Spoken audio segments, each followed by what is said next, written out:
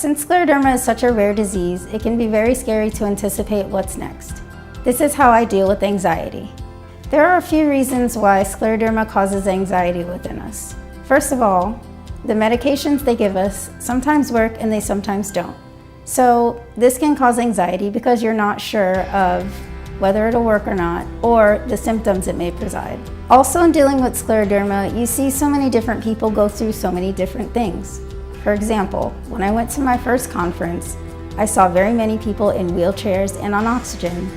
And this made me anxious and scared of what was to come.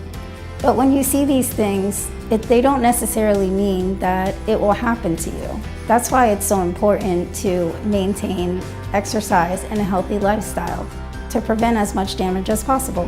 My tip to you is to find your outlet. If you find something that helps relieve your anxiety, which maybe is a good night's sleep, or writing about it, or just simply taking the time to be aware of your situation and knowing you can get through it. Painting, meditation, or even listening to classical music can help ease your anxiety. The important thing is that you try something new, because you never know the treasure that you can come across to deal with these things.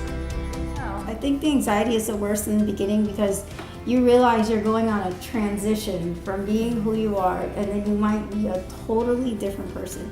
And you might not. Everybody with scleroderma is different, but that's where the huge anxiety comes from when you're first diagnosed, because they say it is incurable.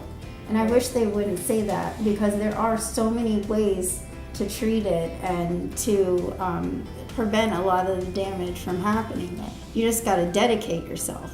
So that's where and that's what we have to do as scleroderma patients, is dedicate ourselves to this disease. Job. Yeah, it's like a job. You know, that's what Chanel. We're professional patients. Is what we are, and that's how we have to deal with it. And it's they're saying that out loud makes I'm like, no. Patient, professional patient. Yeah, but that's what we have to do. We have to be our own advocates. We have to do what we can do.